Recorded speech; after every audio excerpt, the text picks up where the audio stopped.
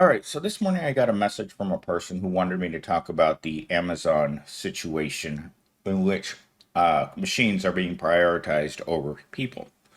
But this isn't anything new. When I think of machines being prioritized over people, I think all the way back to the Industrial Revolution, where suddenly there was machinery in the fields where people relied heavily on agriculture. Almost everyone worked in agriculture. And suddenly the machines show up, and everyone who still needs to eat was forced into the factories in the cities that were extremely dangerous and weren't exactly a place that you were expected to keep all of your fingers and toes. And that's why they had to outlaw child labor in these places because they were that dangerous. And this is, I think, in a sense, what's happening now is that as robots, again, industry takes over in the workplace, human beings are being left out of this. And why is that? It's simple. Profit. The machine doesn't need to rest. As we all know, Elon Musk doesn't like human beings. Elon Musk is a person that believes that machines are the future and that people have been disposable for a long time. I think he himself is either a machine or an alien cyborg or a reptilian, something. I just don't look at the rich people of this earth and see a human being. I see people who are hell bent on destroying the human race as fast as possible. And for that reason, I'm also going to bring up this example. And you guys have brought it up in the comments many times, and I believe that Mello sent this to me the first time or second time. I'm not sure if I got it from David Hoffman or Mello, but I think it was about 10 days ago. That worker at Wells Fargo Bank who passed at her desk, and for 4 days, no one noticed that this little old lady was no longer among us when it comes to breathing. And people passed her left and right. Her family didn't call, her significant other didn't call, even her own manager didn't bother to check in on her. And when the employees walked in that area, they assumed that it was a plumbing issue, and that was the smell of her starting to decompose in her cubicle at a Wells Fargo bank. You could you imagine if they had this lack of security for what's important, the money in the vault? No, it clearly shows that human beings are having less and less value in the workplace. I feel it every single day that I go to work is the lack of value. Yesterday, I sat in a hour-long meeting that HR had for review time, and in it, you could feel the disdain for the worker. You could feel the dislike and the disregard for human life in that meeting. I mean, I felt like a piece of trash in after I got out of that meeting as to how little they thought of their workers. And when I think of an Amazon worker sitting inside of a factory that doesn't have any air conditioning intentionally. Remember, all of these things that are done to poor people are always intentionally done to them. When I think of the FedEx drivers that have turned over at my location almost every other week, I have a new guy because they can't take the Arizona heat in unair conditioned trucks, driving around all day, lifting heavy things. That's not a person who made that decision. That's a monster that made that decision to not have air conditioning trucks. And I feel bad for them. I mean, I had a guy show up last week at my office, like, "Do you have any water?" And I'm like, "Yeah, there's some in the fridge." And he just like drank it down like he was about to pass away. And it's just that inhuman treatment that it bothers me. When I see people being treated worse than animals. And with that said, let's get into our four talking points. I think five talking points is too many for me to concentrate on when it comes to when I make my videos. So I'm going to try to reduce that to three or four so I can spend more time really getting into the guts of the material that I want to talk about. So, talking point number one, the irony of comfort for robots over humans. So, this stark contrast highlights a disturbing prioritization of machines over people. Now, I'll tell you, I have my own story from this summer. My office was experiencing horrible problems with the air conditioning. The building had been left abandoned for a long time, and therefore, the air conditioning all over the office is in complete disarray. But in my area, we had temperatures that were ridiculous. And when I demanded to go home, I was told that I needed to sit there or else I wasn't going to get paid. But the second that the computers that managed the entire campus, the server room computers, is when that room got too hot, it was a medical emergency to figure out how they were going to cool down that room. And it immediately made me feel how worthless my position was. I was allowed to sit in a room that was by no means capable for human habitation. In fact, at one point, I believe it was 116 degrees outside, and I was told by my direct supervisor that if I was too hot, I needed to open a door. And I'm like, it's 116 degrees outside. This guy doesn't live anywhere near me. Never been in the state of Arizona. And his answer to my being miserable at work was open a door or a window. Number one, we don't have windows in office buildings. And number two, you're opening a door to 116-degree heat outside. It's like opening the door to the oven because your apartment's AC's out. That's how I felt. And I remember telling someone else higher up that this had happened, and they're like, well, that person doesn't live in this state and doesn't understand how hot it is here in Arizona. And I thought, you know what? Every human being knows what it's like to be uncomfortable from the heat. There's not a single person on this planet who hasn't been uncomfortable. Unless you live in the Arctic or Antarctica, you know what it feels like to be hot. And boy, I was really close to resigning my position and just taking it up with HR because this, the feeling that you get when you're not given basic human rights is disturbing. And it's becoming all too common. I have said this for years. They're trying to normalize every negative aspect about our daily lives, from the high rent prices to the high food prices to transportation costs to offering jobs at the minimum wage. They want people to get used to being uncomfortable. If you can't pay your rent with one job, your boss doesn't care if you have to work a second or a third job. As long as if he calls you in the middle of the night, you have 100% loyalty to that job. The second your loyalty starts to fade, the company forgets your name. And with that said, we're going to transition into talking point number two.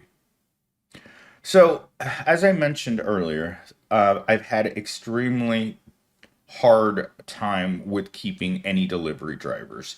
They simply can't tolerate the heat. And the pay is so low for that position that I had a guy that had worked for FedEx for about 20 years who came into my office. I was walking through another building and he comes up to me. I didn't know his name. I just knew that he had been delivering for me for, I don't know, maybe 6 months, maybe longer than that, because I think he was there before I moved office buildings. But one day I'm walking through the building and he comes up to me and he says, Millennial Steam, I'm not going to be working here anymore. And when I asked him, well, what are you going to do? Did you get promoted? And he's like, no, I'm just not going to work anymore because I don't like this company. And I thought to myself, this is a man with a family and kids and responsibility, a mortgage. And he just decided that he wasn't going to work anymore. Maybe he had a large savings he was going to fall back on, but he just made that decision. The company broke him to the point where he just came to the realization that he was never going to get rich or be comfortable working for this company, and he just stopped. And I remember exactly where I was standing when I looked out into the courtyard, and I thought, you know, this doesn't make any sense. No normal human being just stops working. But I think that more people are getting close to that line where every day is the same. The reality of their financial situation with work will not get any better, regardless. Companies don't want to increase wages, they want to increase productivity. And when you have companies that think that way, all you're left to do is either continue to work or go somewhere else. Or like me, crawl into the fetal position and get in the back seat of your car and pretend that Evil Corp doesn't exist. I mean, that's almost at the point that I'm at every morning when I get to work. I don't want to go in there. I know what's in there. Pain and suffering and a paycheck that will never pay my bills or allow me to live comfortably. That's what's inside of that office building. And for millions of us, we're fed up, we're tired, and we don't like it. Moving on to talking point number 3. As expendable labor, that that thought crosses my head at least every couple of hours at work, is that automation and dehumanizing people in the workplace means that you are extremely expendable as labor. Nothing about you says specialization, nothing about you says that you're special, nothing about you says that you will be difficult to replace. In fact, when your boss thinks about replacing you, you're simply a light bulb that's not working in the ceiling. That's what the workforce in America is. We're just light bulbs, and your boss is sitting there flicking at you, seeing how much more light you have in you before he has to replace you. That's what being expendable feels like in the workplace. And every day that you show up, you live in constant fear of this. I live in it every single day. I've worked there for 3 years, and every day that I show up, if my boss shows up in my office unexpectedly, I'm assuming that he's there to change the light bulb. And then I'm going to get my little white box and walk out to my car and be like, what am I going to do now? Our work is undervalued and we are overworked. I mean, I heard this so many times yesterday. Just from the moment I got to work, I got on the phone with one of the guys that works in another state. He says to me, Millennial Steve, this company is overworking everyone to death. And I said to him, you're absolutely right. They are. And yesterday when I got my evaluation, I looked at my stats at what they expected for me for the year. And according to last year, I only met 20% of the performance stats that they expected me to reach. 20%. And I work all day long. In my evaluation said only met 20% of production that the company expected from me. I don't know where I'm supposed to find that other 80%. But again, overworked, undervalued, and disposable. So, my final talking point is employees are pushing back against being treated as expendable. Every day I hear someone in the corporation say to me, union, union, union. And I'm like, you know what? If unions were so great, they would be the standard in the industry. But every corporation that has had the rumors of union has cracked down on them, has told workers how bad they are for them. You know what's bad for them? The minimum wage. You know what's bad for them is corporations. The corporation, as it stands right now, needs to be abolished. We need to recreate labor in this country in a way in which it is more equitable, in which people are prioritized over profits. And I know I'm talking crazy, I always have on this channel, but we need a restart. The corporations have gotten entirely too powerful. I don't think that unions are a solution. I don't want to be rich. I'm not a greedy person here who wants to have a McMansion and drive a fancy car and live in a fancy neighborhood. All I want is to be comfortable.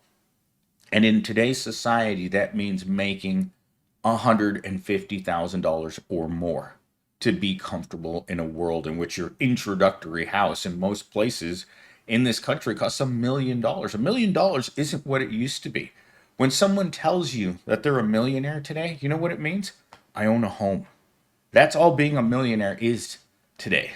And when you look at the fact that the minimum wage hasn't been raised since the year 2009, the federal minimum wage hasn't been raised since the year 2009, is still $7.25, in a large portion of this country. It means that there's a disconnect between what people need and what people are getting. The homeless crisis isn't being caused by people who don't want to work. And that's something that really gets to me is that every time they point at someone who failed at the American dream, it's like, well, you're just not working hard enough. It's always your fault why you don't have a home, why you don't have a relationship, why you don't drive a nice car, why you didn't go to the right school, and why you're working at a Kroger's. It's always your fault. And the way that I saw this my entire life is having people literally walk up to you and tell you to get a better job. Start your own business. Stop being a failure, is what we tell people who have to take those jobs. And what are we supposed to do? We didn't take that job because we wanted it. No one wants to make the minimum wage. But sometimes the more desperate you are, and that's why I call us all desperation workers, you'll take anything. And when you're willing to take anything, it means you're willing to take the bottom tier jobs, regardless, because you yourself realize that you're devalued as a human. Because remember, when you're worth nothing, you're paid nothing. And that's the gold standard in this country. You're worth nothing, therefore we pay you nothing, therefore you're a failure, and therefore people who see you wearing that uniform have to inform you. Just in case you didn't realize that you woke up that morning and you were a failure, the society we live in has to reinforce the fact that you're a failure every single day to your face. And I'm not okay with that. And I will never be okay with that because I was on the receiving end of that my entire life. Get a better job, loser. I mean, how do you look at another human being that's struggling, that's living that close to the bone, and call them a loser while you're going to that business and supporting that business? Because every time you walk into a Kroger's or a Walmart or a Target, you're supporting that business's acts on humanity. When we stop going there, that's when we tell that corporation, you know what, we don't like the way you treat people. Therefore, I'm going to use my money and not shopping in your business to show you that you need to do better. As a society, we need to do better. I don't care if it hurts every corporation in America. As a society, we need to do better. Every human being has value. Every person on planet Earth has value. And by treating them as if they don't, we have failed as a society. And we need to do better. And that can't start tomorrow. It can't be a plan for the future. That needs to start right at this second. We need to do better. And I'm never going to stop saying that. And I hope you guys had a great day today. I'm not sure when this is going to go up. I'm recording this before work, but of course I don't have time to edit it. So I'm going to go ahead and stick it up there and see if it sticks.